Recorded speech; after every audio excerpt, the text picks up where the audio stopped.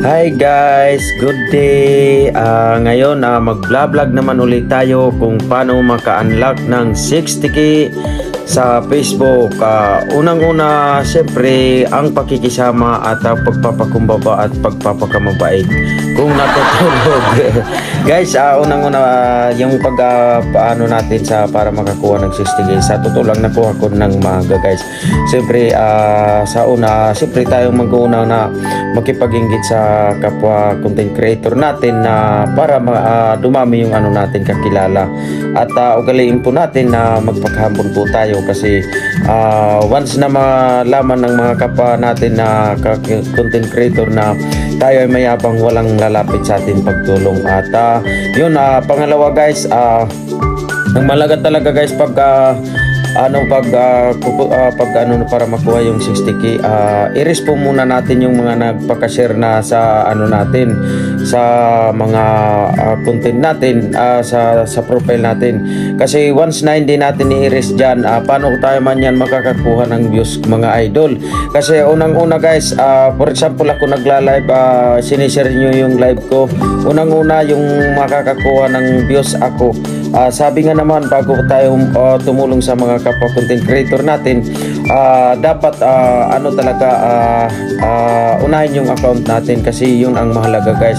At pangalawa guys, pag hindi natin i-risk yung mga nagpaka-share natin mga idol, yung mga hindi nagko-content mga idol, matik po yan papasok sa profile at hindi na yun, di na bali tulad sa atin mga content creator kasi matik talaga pinupunta natin yung reels, pinipindot natin yung reels at nakikita natin doon yung mga bago natin upload.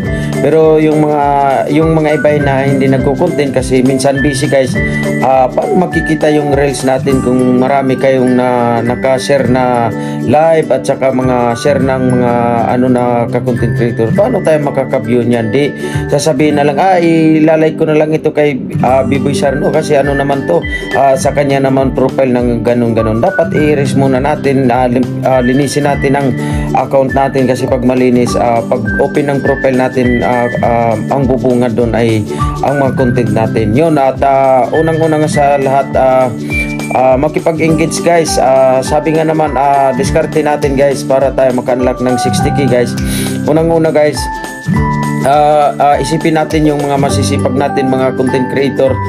Yan, wag nyo yan lubayan, lagi nyo yan i-engage at magkukumin kayo kasi i-respond kayo doon, makakakuha kayo doon ng views at yun, sisipagan talaga natin makipag-engage kasi malaga talagang pakikipag-engage natin sa mga kapwa content creator. At saka guys, ingat-ingatan po natin na guys, para hindi kayo malugi guys, lumaki yung views nyo guys.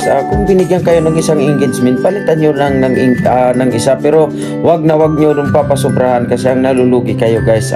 Sabi nga naman, hanggat guys, siguraduhin natin na magsipag talaga tayo guys. At pangatlo guys, yung guys na napaka-importante guys, diskarte ko doon nung ako naghahabol ng 60k guys, pag humihina yung engagement, dito tumitira ako guys sa profile kung sinong dumadaan sa wall guys na mga content creator, kahit hindi nakapalo sa akin, kahit hindi ko sa followers, ini-engage ko doon. Ang kahalagaan doon guys, pag in-engage natin yun guys, makakakuha tayo doon ng followers at saka dadami yung engagement natin at saka ipapakita yan ni algorithm yung natin. Yun ang diskarte ko guys. At syempre pag naisip ko guys na humihina guys, nung una nag-focus ako sa live kasi kunti-kunti pa lang yung nanonood guys. Ang focus ko nun sa live, pag sabi ko parang humihina guys, yun ang ko doon, sabi ko kulang yata guys.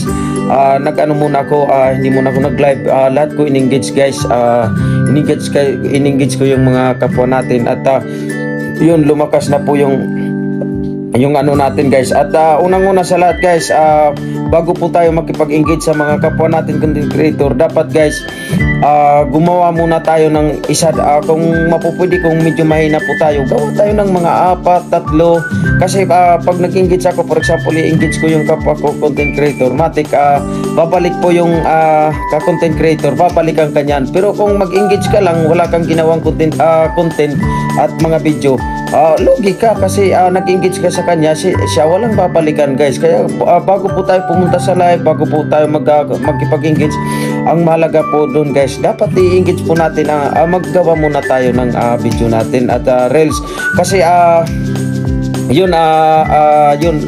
nahihirapan tayo, guys, guys, pagpadami ng views. At saka unang-una, guys, sa lahat, guys, yung pagla-live talaga, guys, mas mahalaga, guys, kung kayo man ay nangangarap na makakuha ng viewers ng marami, iwan-unuan natin yung mga kapwa natin, tsagaan po natin, kasi kung doon tayo sa mga maramihan, hindi tayo mapapansin, guys. Sabi nga naman, mag-ipon-ipon tayo ng mga kapwa natin content creator, nakikita naman natin yung supportive. At saka basta ang mahalaga, guys, tulong lang tayo ng tulong, kasi pag once na isipin mo, tinulungan ko to, ganun at ikaw lang masasaktan pag hindi siya dumating. Sabi nga naman, tulong ka lang ng tulong, wag mong bilangin ang tulong mo, kasi kusa na lang yan lalapit sa inyo, guys. Yun ang nararapat, guys.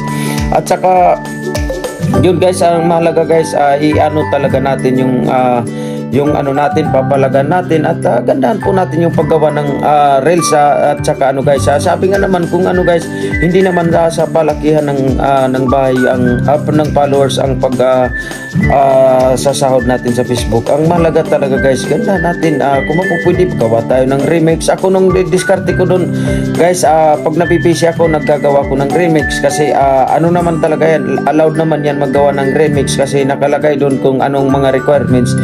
Dapat talaga tayo mag-remix. At saka unang-una, guys, wag po tayo, guys, gagamit ng mga music, kasi pag naggamit tayo ng music, sayang yung engagement, sayang yung guys, tapos i-iris lang natin yan, guys, pag na tayo maka 60k, guys. Yung madali lang naman, basta madali lang talaga, guys. At i-ano po natin, i-check natin palagi yung notification natin, kung sino ang dumadating, kung sino nagko-comment, yun i-reply natin, palagan talaga natin, guys. Pero doon nakarami talaga ako doon, nakarami ako ng video, hindi basta nagagawa ko ng video, dumadami yung views natin, kasi pantay yung sa akin, nag-engage ako sa sa notification, kung sinong nag-engage sa akin, binabalikan ko talaga.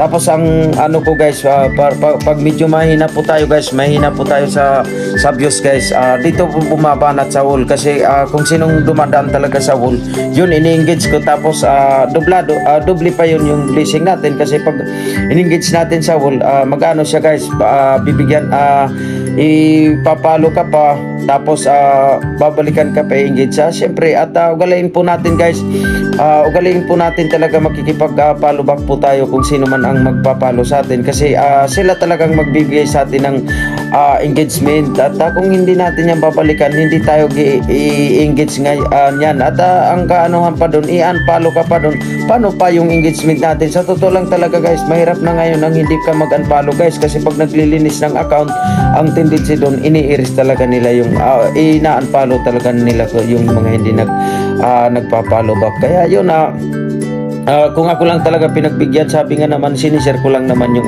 ko, guys, yung kaalaman ko. Sabi nga naman, hindi pa ako nagpapakamarunong, pero kung may mas magaling pa sa akin, okay lang, guys, i-share nyo yung kaalaman ko, para pa tayo makatulong pa sa mga kapwa content creator natin. Kasi kung tayo ay magpapakamagaling, wala nang tuturo sa atin, kasi ang sasabihin, wow, magaling yan, ganun, sa lahat naman, kahit naman tayo magaling, may pagkukulang din natin yan, at may pagkakamali din natin yan. Dapat talaga, guys, ugaliin natin magpakumbaba lang, kasi ano man ang mangyari, nandyan pa rin yung mga kaibigan mo. At wag po talaga tayo magpapaka ganun, madami ng viewers ko. Sa totoo lang naman, Hindi sa madali ko lang nakuha yung 60k at ngayon nandito na rin po ako, nag-vlog din ako sa kabilang channel. Medyo ma-okay naman sa basta sipag lang, kasi kung masipag ka talaga darating at darating ang blessing. Pero kung mag-ano ka lang ng umasa ka lang, kung may katim ka, naku, malayo talaga, mahirap talaga makakuha ng 60k views. At ako naman, handa naman ako tumulong sa mga kapwa content creator. Sabi nga naman, nakakatulong tayo pa kunti-kunti ng mga kapwa natin ka content creator na nangangailangan. Sabi nga naman, marami na tayong napa-unlock na 60k at natutuwa po tayo sa nagagawa natin. Sabi nga naman, ako tulong lang ako ng tulong, kahit walang kapalit, okay lang po yan.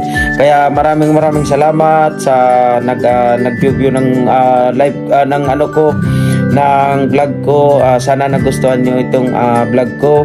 Kung mapupwede po guys, kung nagustuhan nyo, pareak naman dyan, kahit naman lang at saka pa-comment naman dyan. At ang doon pa, subscribe naman, may YouTube channel, Richard Sarno. Maraming salamat sa ulitin uli guys. Thank you sana magustuhan nyo itong vlog. Thank you very much.